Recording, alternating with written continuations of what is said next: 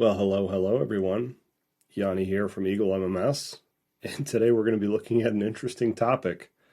We're going to be assessing the question, are the paint companies greedy bastards? I think it's a pretty fair question to ask nowadays, considering that there's price increases every 5 minutes, it feels like. But being the CEO of Eagle, I've had access to some very interesting historical pricing data. So I wanted to take a closer look into this and show you guys some research and some numbers and maybe give you a closer idea of what's actually going on in the supply side of the collision industry. So why is this a fair question? Price increase percentages are going up. It used to be 3 to 4%. Now we're looking at weighted hikes across catalog between 6 and 8%. And what was once annual increases have become biannual increases. In fact, companies like 3M are going to hike 3 times this year. So from one hike to 2, percentages also going up. So this is going to be my method of analysis for this video. I'm going to be using clear coat as my canary in the coal mine. That's usually what I use as an example because we use it on every single vehicle, whether it's light, heavy, repair, replace. If a car is going into a shop, it's going to get top coated, and it comes in a consistent quantity. It's usually a gallon or a 5 liter, which is only a little bit more. And I'm going to use the most popularly invoiced part numbers in the Eagle MMS system across thousands of users.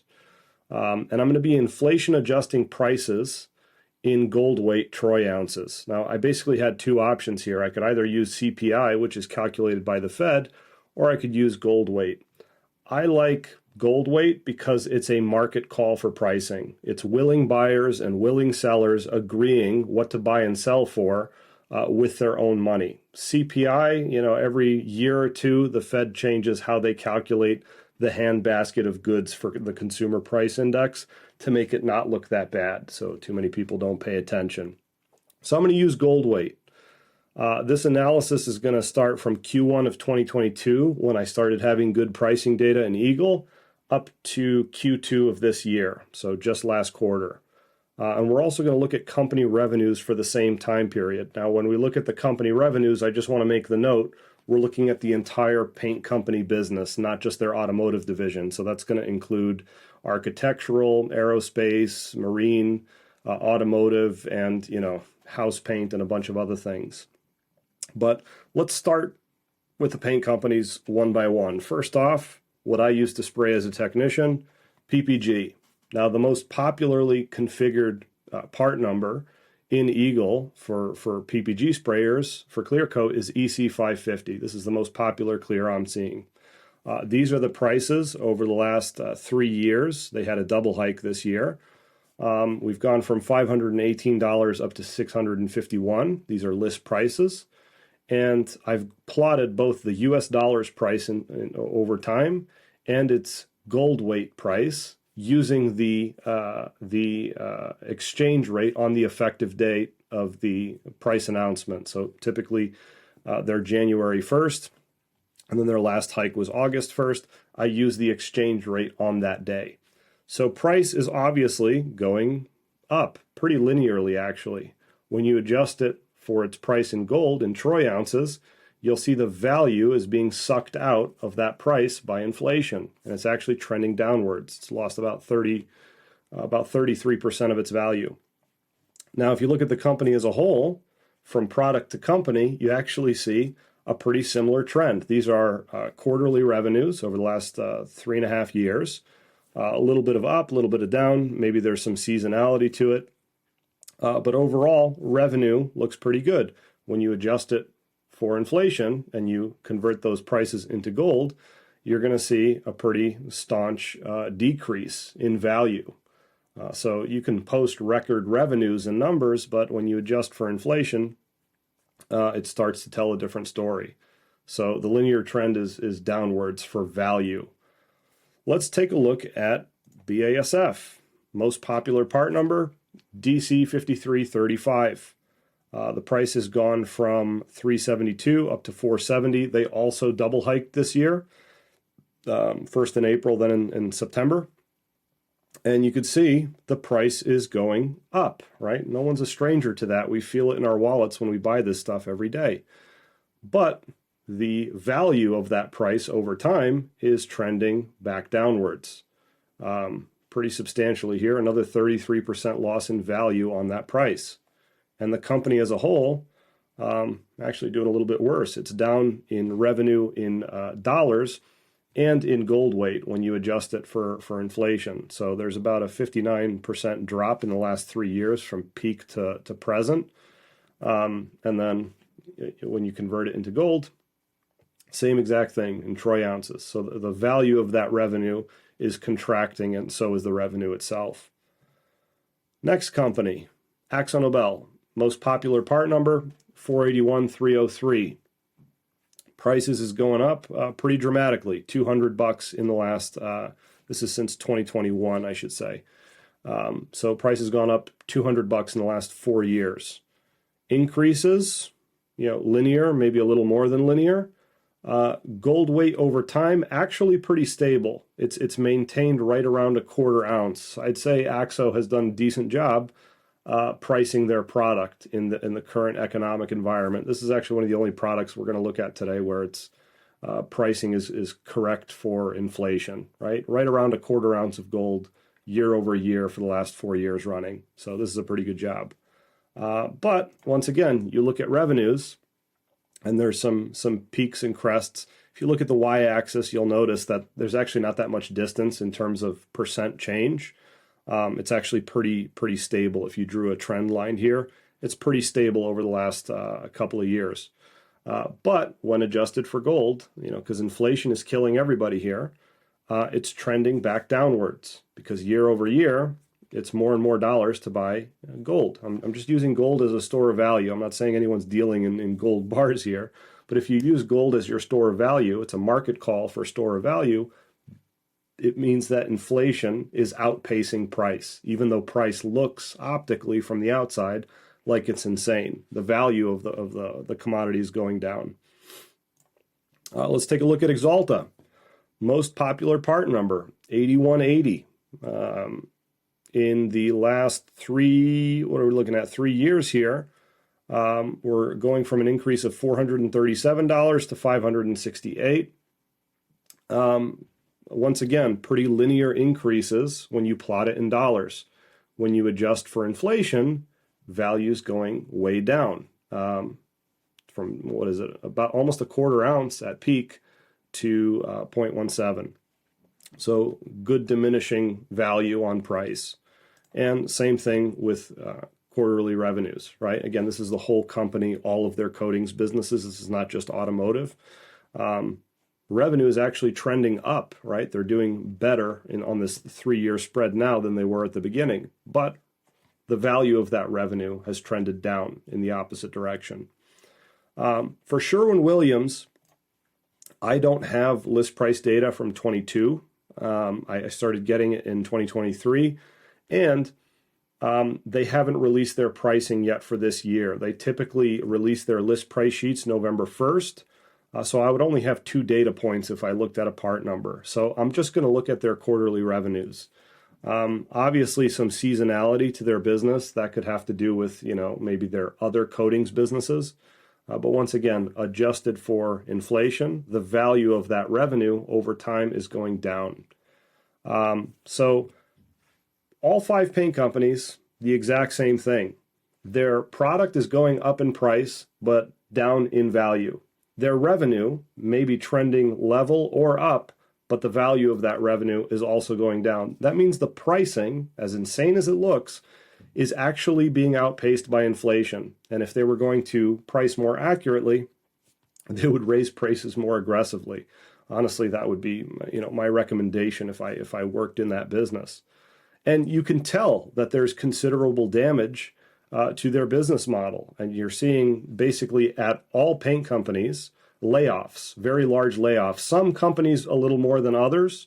You're seeing freeze on expense accounts for travel, trimming of benefits and 401ks, healthcare, no overtime pay for like mandatory overtime. I'm not even sure if that's entirely legal, to be honest. And then, consolidation. One paint company in particular, potentially up for sale, their whole coatings business. And I'll be honest, I hope it doesn't sell. I like BASF. So granted, there does need to be some consideration for how short this, we're only looking from Q1 of 22 to basically the middle of 25. Now, is it part of some broader overarching trend? It could be. Now, in the future, in the next year, I don't see these trends really changing. Inflation is definitely killing everybody and outpacing even wild increases in pricing. But, I can't use 21 and 22 because that was the COVID era. Everything was crazy. And then the world before it, that seems like a different world. But if you're looking basically at post-COVID trends on pricing and value and revenues, they're all headed in one direction. They're actually going down. And that's, from a variety of factors. But I think inflation is probably the worst one. Now, let's take a look at companies that are performing well, even weighted for inflation. Is it any surprise that it's insurers? I'm looking particularly at the top 5 auto insurers in the U.S., State Farm, Progressive, Geico, Allstate, USAA, in that order. Between the 5 of them, they underwrite 77% of private auto policies. Now, the price on their policies from Q1 of 22 to Q2 of 2025, basically 3.5 years, has jumped about 30%. And, if you have a vehicle of your own, I'm sure you've noticed your premiums increasing at a pretty alarming rate. Averaging between the 5 on the average policy from sub $1,100 to over $1,500 in 3.5 years' time. Now, even if you adjust that for inflation, the price for troy ounces, it's the only company or set of companies that's actually trending up in terms of value on the price it's asking for its product. Now, if you look at revenues as a whole, this is revenues plotted independently, then averaged together, and then adjusted for gold ounces, still trending up. And I imagine 2025 is going to be the same. I've excluded the 25 year from these 3 graphs because annual revenues haven't been posted for this year yet. Now, let's take a look at who's underperforming maybe the most. Outside of paint companies, outside of insurers, it would be shops that are still stuck to the P&M rate pay model. Now, I've aggregated some EMS data with Eagle, and if I look at the P&M rates from that import data, it's basically gone from 38 to 48 in the last 3 years. So that might sound like a nice rate increase, but again, standardized for value, real buying power behind those dollars, it's trending downwards quite aggressively. It's one of the worst performing inflation adjustments in the industry. Now, those P&M rates aren't necessarily representative of the national average because it's just EMS data that I've aggregated, but I'm aggregating it from almost every single state at this point across thousands of users. So that would be shops. Now, you might say at this point, hey, I'm really justifying, paint companies, right? I'm really defending them here. I'm making them look pretty good, right? If you're going to adjust for inflation adequately, if anything, they should raise their prices even more. That's hard for me to say. I'm a technician. I buy this stuff too. And sometimes I buy a quart or two of base and it costs more than the mortgage on my house. So it's hard for me to say objectively that they should raise their prices more. But if you look at the numbers, that would be the best way to adjust for inflation. But that's not the whole point of this video. It's not just to defend paint companies. So talk about one major issue that's messing up pricing and market signals industry-wide caused by the paint company. And it's very hard to put in bullet points, so I made a diagram. I call it the creation of a two-sided marketplace. Now, basically, there's 2 veins of distribution. On one vein, your paint companies are supplying to large national distributors who are in turn servicing contracts for large MSOs, hundreds of locations, national MSOs. On the other vein, you have supply to smaller independent distributors who typically sell to small and independent shops. Granted, large distributors also do sell to small independent shops as well, not just MSOs. Now, here comes the problem. On the high volume, low price vein, right? Paint companies broker deals with MSOs directly for a discount and then contract a national distributor to fulfill that order.